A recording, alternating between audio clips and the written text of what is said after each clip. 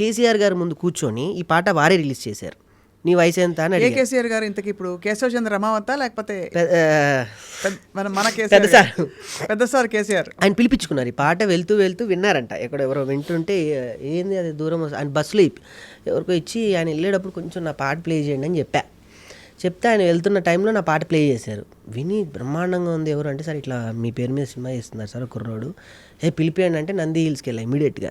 నీ వయసు ఎంత అన్నాడు. సార్ జస్ట్ 29 30 రాబోతున్నాయి. ఎవరిచ్చారు ఈ పాట? గోరెటెంక్ అంటారు. ఆయన పిలిపి అంటే గంటలు ఆయన పరిగెత్తుకుంటూ వచ్చాడు ఏదని.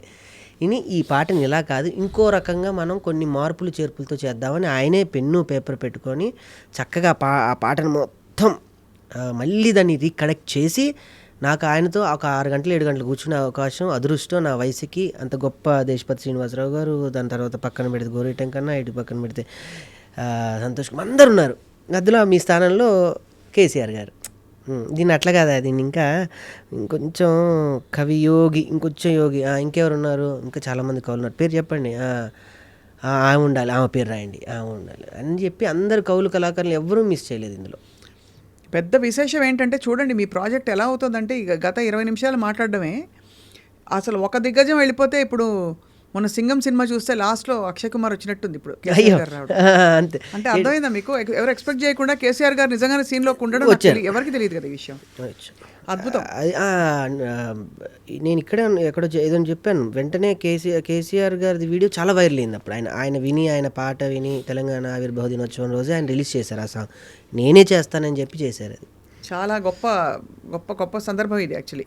సో అయితే మరి ఈ కేసీఆర్ అనే కుర్రవాడు ఏమీ తెలియని ఆ కుర్రవాడు ఏం చేస్తాడు సినిమాలో? ఊరిని బేసికల్లీ ఊరిని ఖాళీ చేయడం అని అంటే ఇల్లు ఖాళీ చేసినంత ఈజీ కాదు. ఒక ఊరిని ఖాళీ చేయమని గవర్నమెంట్ అధికారులు ఉత్తర్వులు జారీ చేస్తే ఆ ఊరి అంటే బేసికల్లీ ఒక ఇల్లు ఖాళీ చేస్తుంటేనే మనం ఉన్న ఆ స్థలంతోనో, లేదా మనం ఉన్న ఆ గదితోనో, లేదా మనం ఆ వర్ణంలో ఉన్న దేనితోనో ఒక చిన్న తెలియని ఒక ప్రేమ పెనవేసుకొని పోతుంది. ఈ రూమ్లో నేను ఇలా ఉండేవాడిని, అలా ఉండేవాడిని, ఇక్కడే కూర్చొని టీ తాగేవాడిని. ఒకసారి చూసుకొని ఖాళీ చేసేటప్పుడే 10 సంవత్సరాలు ఉండి వెళ్తుంటేనే అబ్బా, నాకైతే అలానే జరిగింది. నేను ఇల్లు కొనుక్కున్న తర్వాత నేను ఇక్కడ ఇంతకుముందు మోతీనగర్లో ఉండేవాడిని. కారు నాది మోతీనగరే వెళ్ళేది, నా ట్రాన్స్ అట్టే వెళ్ళేది, కానీ కొత్త ఇంటికి వెళ్ళేది కాదు. అలా నాకు మార్చుకోవడానికి చాలా సమయం పట్టింది. అది కూడా ఒక ఉదాహరణ ఇందులో ఉంది.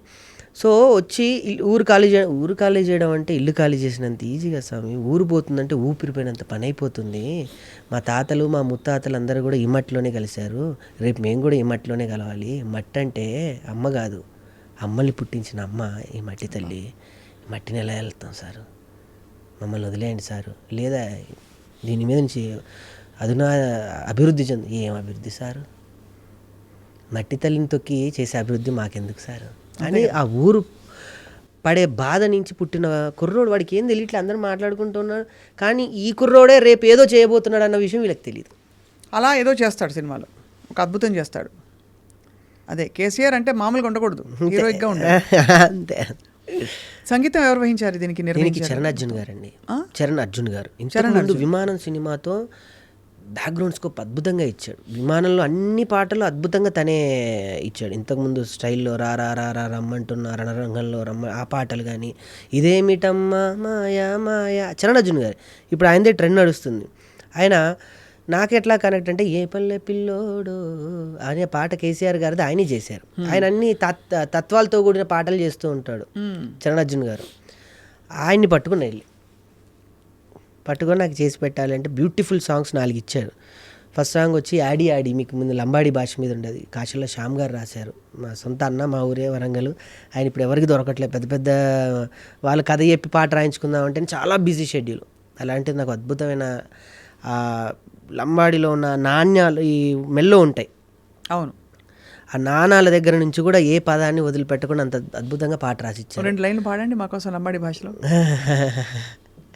యాడి యాడి చోటా కేసియారే యాడి యాడి యాడి యాడి మానుకే పతారే యాడి యాడి అని వస్తూ ఉంటుంది.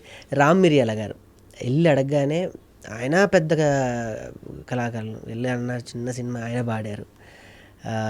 తర్వాత వీహా అని ఒక కొత్త అమ్మాయి ఈ పాట ద్వారా ఇంట్రడ్యూస్ అవుతుంది. రెండో పాట వచ్చేసి మీకు ఫస్టే చెప్పా, స్వరజతులు గోరెటెంకన్న గారు, అది రాసింది కూడా గోరెటెంకన్న గారు, మీకు తెలిసింది.